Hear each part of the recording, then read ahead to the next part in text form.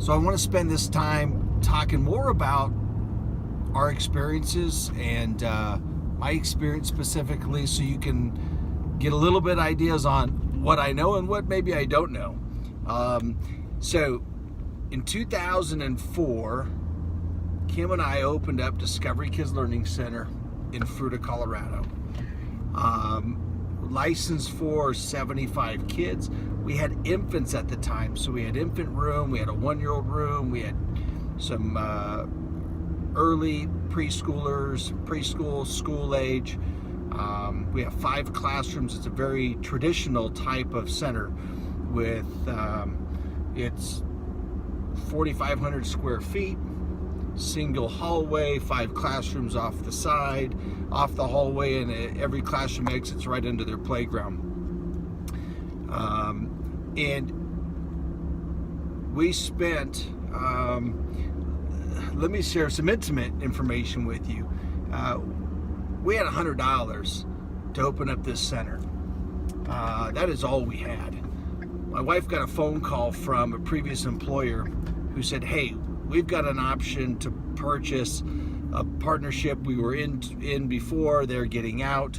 Would you be interested in running your own center? We'll finance you to get started, and we'll do a lease option with you.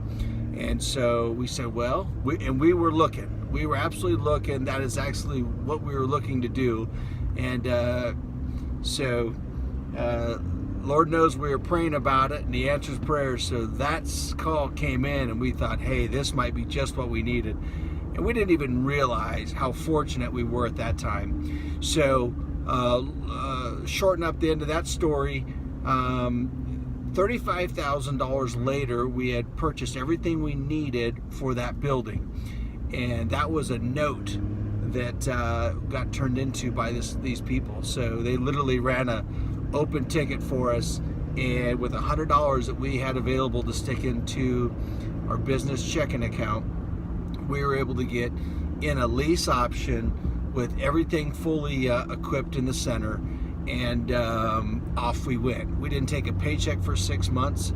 I had sold my business, we sold our house, we cashed in all of our retirement stuff that we had saved to that point. Granted, we were 29 years old, I think, at the time, and off we went.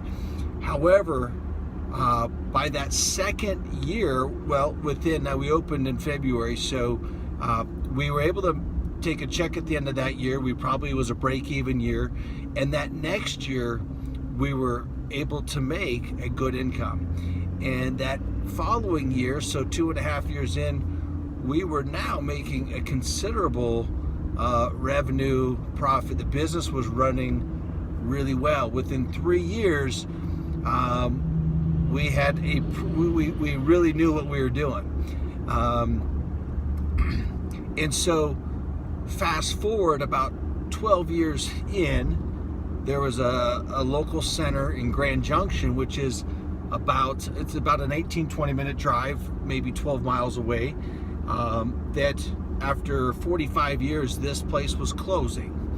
And so we thought we'd do a franchise. My accountant constantly said, hey, you need a franchise because your numbers for this industry are off the charts, and you could definitely franchise this. Well, franchising was always very intimidating to me, but I thought I'd take a look. So I did a tour of this new facility, and had a prospect with me that his wife worked for us at the time, and she talked about having her own center. Anyway, long story short, we take a look, and he doesn't have the time. He can't walk away from his current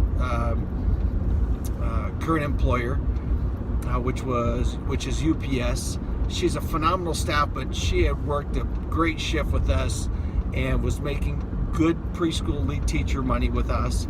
And so we said, we're going to do it again. So we're going to open up Discovery Kids Learning Center 2. And so we did that in February of 2015. So 12 years in, we opened up a second center. Today, we've been open 3.5 years. Now, the speed that it took, now we had more than $100 to open up that account. And so We were able to purchase assets from this business person that closed their center. We got a great deal on a lease option with them.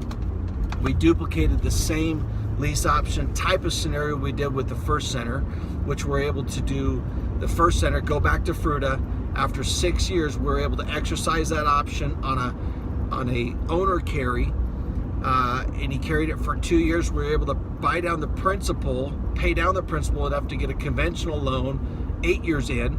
So 2 years after the owner carry began, and that really freed up cash flow and got us a great interest rate and everything. I'll maybe talk later about leasing and buying and those kind of options. So we back to Grand Junction now. We did a lease option there. He financed the inventory for us. Why not? He gave me a phenomenal interest rate and did it for 5 years. Why not? You open up a new center, you want as much cash flow available as possible. For simplicity's sake, let's say that center is licensed for 75 also, because that's what our optimum enrollment is 75 based on classroom size, staffing, all that kind of stuff. But we're actually licensed for 86, and we use that occasionally, like on non-school days. We'll talk about that in a separate episode all by itself. And so here we are starting in Grand Junction, and it takes us maybe 6 months and we are profitable. Within a year, we were crushing the P&Ls that he was shared with us when we decided to take over this facility. And so my focus has always been the business and running our center like a business. Kim's focus has always been the classroom. She loves to teach. She loves what she does, and she's great at it. I love what I do, and I'm pretty good at it. And so we stay out of each other's business in that respect, and that works best for us. And so, in Junction, we also had an infant room, 10 infants. We have toddlers in kind of the same scenario. And the last thing I want to share with you, because this history will be important later, another episode, will be infants. And although there's a great need for infant care, what I learned was that there was a greater need for toddler care. And so in both scenarios, at about year 2 to 3, we timed it where our infants were all turning 1 year of age, give or take, and we were able to close the infant room and run it as a toddler room. So basically all we did was roll out the cribs, and now we converted our infant room to a toddler 1 room.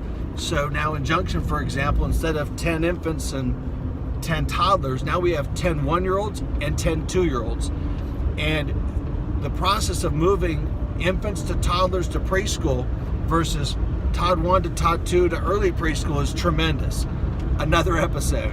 And so I have lots of knowledge about infants, costs, liabilities, safe sleep, all of that stuff, as well as why you might consider not caring for infants, because we literally had twice as many children on our toddler wait list as we did our infant room. That means there was more demand for toddlers than infants, and it made better sense for us, especially when it came to moving children from room to room when they're developmentally and socially ready to do so. So again, my main role is making sure that our centers are running properly in every aspect. And the best way I can do that is hire competent people, pay them well, and delegate. And I'm still learning to delegate things. There's still things I don't delegate. I don't delegate the billing, although all of my directors can bill people, they take money, they process it. They can do that, but I handle and oversee the billing, because keeping your hands on the money is a good thing, right? And so,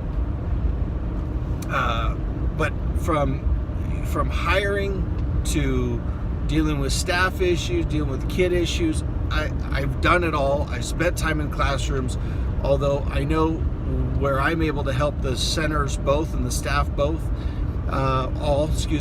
is by overseeing the operation. So I hope in the future, I'm able to share all kinds of knowledge, specifically broken down to anything from interviews to scheduling, to all over the board.